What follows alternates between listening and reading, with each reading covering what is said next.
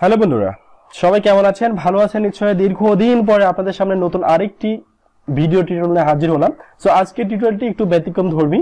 এটা একটা unboxing tutorial. আর এই ডিভাইসটি হচ্ছে নাস স্টোরেজ। আমরা হার্ড ডিস্ক অবশ্যই ইউজ করে থাকছি। আমরা external hard disk, internal hard disk, USB device, আমরা এই ধরনের জিনিস আমরা ড্রাইভগুলো ইউজ করে থাকি। এটা হচ্ছে সেটার মধ্যে একটা জিনিস। এটা হচ্ছে নাস স্টোরেজ, যেটাকে আমরা বলি, আমাদের এটাকে বলে থাকি নাস স্টোরেজ, NAS, নাস স্টোরেজ, নেটওয়ার্ক অ্যাটাচড স্টোরেজ। ওকে, তো বন্ধুরা, আজকে যে ডিভাইসটি আমি আপনাদের সামনে আনবক্সিং করে দেখাবো সেটা হচ্ছে মাই ক্লাউড EX2 আল্ট্রা। তো ডিভাইসটি দেখতে এমন হবে, একদম ঠিক দেখতে পাচ্ছেন এমন হবে।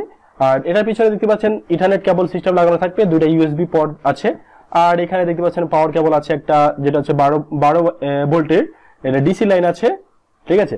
আর এখানে একটা ইন্টারনেট কেবল, যেটার মাধ্যমে আপনি অ্যাক্সেস করতে পারবেন। এই ডিভাইসটির অনেক কিছু নেগেটিভ অপশন আসলে না বলে চলে, তো অনেক পজিটিভ অপশন আছে যেটার মাধ্যমে অনেক কাজগুলো করতে পারবেন। চলেন দেখতে পাচ্ছি, এটা আমরা এটার বক্সের পিছনে দেওয়া আছে, দেখতে পাচ্ছেন। এখানে বলা হয়েছে, আপনি দেখতে পাচ্ছেন এখানে কিছু কিছু অপশন আছে। ফাইলটি আপনি শেয়ার করতে পারবেন, চাইলে পরে আপনি এক একটা ফোল্ডার ক্রিয়েট করতে পারবেন এই নেটওয়ার্ক সিস্টেমের মাধ্যমে, এবং ফোল্ডার ক্রিয়েট করে এক একজন, আপনি যদি অফিস ইউজ করে থাকেন, আসলে সম্ভবত এই ডিভাইসগুলো আমরা বাসা বাড়িতে ইউজ করি না, এটা অফিস আদালতে, কলকারখানায় ইউজ করা হয়। ওকে, তো অফিস আদালতে এইগুলা ইউজ করা হয় শুধু ফাইল শেয়ার করার জন্য। তো দেখতে পাচ্ছেন এখানে অফিসে একটা স্যাম্পল দেওয়া আছে, মাল্টিপল ইউজারের জন্য এই ডিভাইসগুলো ইউজ করতে হয়। সাপোজ মনে করেন এই নেটওয়ার্কটা আমি আপনাদের সামনে কনফিগার করে দেখাবো, সো এটা নেক্সট ভিডিও টিউটোরিয়ালে। চলুন সবার আগে আমি ডিভাইসটি আমরা আনপ্যাক করে দেখাই আপনাদেরকে। সো আমি চলেন আমি আনপ্যাক করছি আপনাদের সামনে।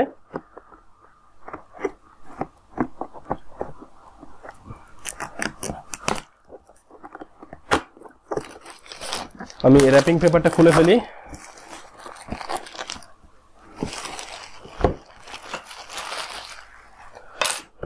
এরপরে ডিভাইসটি আমি খুলি, একটা কভারের ভিতরে আছে, একটা বক্সের ভিতরে আছে।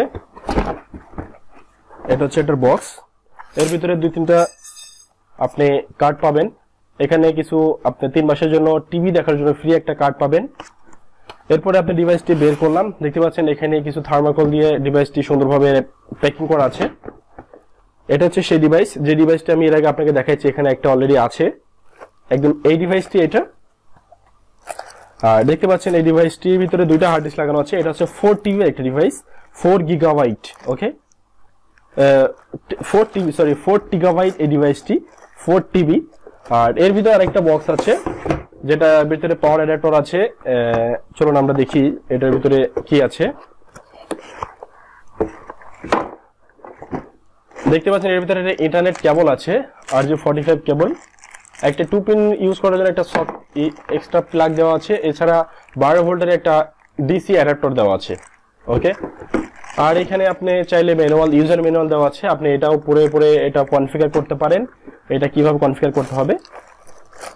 তো আর এইটা হচ্ছে সেই ডিভাইসটি, যে ডিভাইসটি নিয়ে আমি কথা বলছিলাম।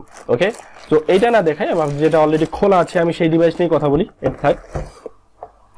এই ডিভাইসটি আমরা সম্ভবত অফিস আদালতে ইউজ করে থাকি, আমি বলেছি। দেখতে পাচ্ছেন ডিভাইসটি এখানে একটা সুইচ আছে, যে সুইচটার মাধ্যমে আমরা উপরে যে কভারটি আছে, এখানে দেখতে পাচ্ছেন 2টা হার্ড ডিস্ক দেওয়া আছে, হার্ড ডিস্ক 1, হার্ড ডিস্ক 2, 2টা হার্ড ডিস্ক দেওয়া আছে। এখানে আমরা 2টা হার্ড ডিস্ক খুলতে পারবো।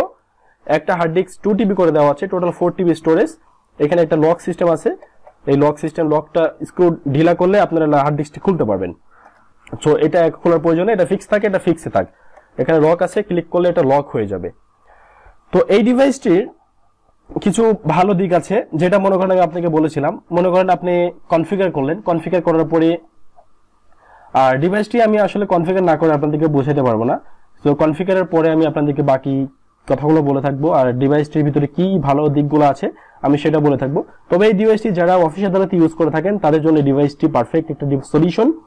মাল্টিপল ইউজ করার জন্য, ফাইল শেয়ার করার জন্য এই ডিভাইসটি আপনি রিমোটলি ফাইল দিতে পারেন, হতে পারে আপনি বাসায় নেটওয়ার্ক কানেকশন করে ডিভাইসটি রেখে গেছেন, আপনি কোথাও বাইরে আছেন, আপনার কোনো একটা ফাইল প্রয়োজন, আপনি তখনই আপনার মোবাইল ফোন বা আইপ্যাড, আইপড, আপনার ল্যাপটপ, ডেস্কটপ, যে কোনো অপশন, যে কোনো ওয়াইতে আপনি আপনার ফাইলগুলো আপনি যে কোনো জায়গা থেকে আপনি নিতে পারবেন, কালেক্ট করতে পারবেন। ওকে, এছাড়া এই ডিভাইসটির মাধ্যমে আপনি সিসিটিভি কন্ট্রোল করতে পারবেন, সিসিটিভি ব্যাকআপ করতে পারবেন। সবচাইতে আসলে সিসিটিভি এগুলোর ভিতরে ইউজ না করি আমরা, এটার ভিতরে সম্ভবত ইউজ করে থাকি অফিসিয়াল ডকুমেন্টস, পার্সোনাল ডকুমেন্টস গুলা, ফাইল, ফটো ইত্যাদি ইত্যাদি ইত্যাদি যেগুলো সম্ভব আপনি ইউজ করতে পারেন।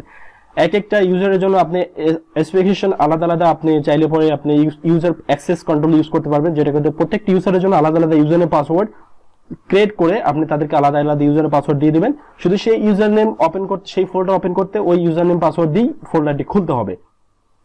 সেই স্টেপগুলো আমি আপনাদেরকে ভিডিও টিউটোরিয়ালে আমি সেটআপ কনফিগারেশন টিউটোরিয়াল বানাবো তখন আমি আপনাদেরকে দেখাবো।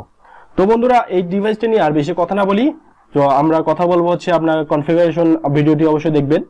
তো আমি নেক্সট টিউটোরিয়ালে আমি ভিডিও এই এনভিআর যে নাস স্টোরেজ আছে, নাস স্টোরেজটা কিভাবে কনফিগারেশন করে সেটা দেখাবো।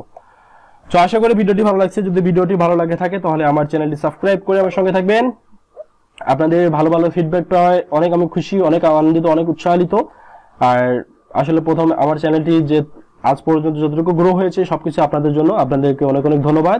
ভালো থাকবেন বন্ধুরা, দেখা হবে নতুন কোনো ভিডিওতে। সেই পর্যন্ত সুস্থ থাকুন, সতর্ক থাকুন। আল্লাহ হাফেজ।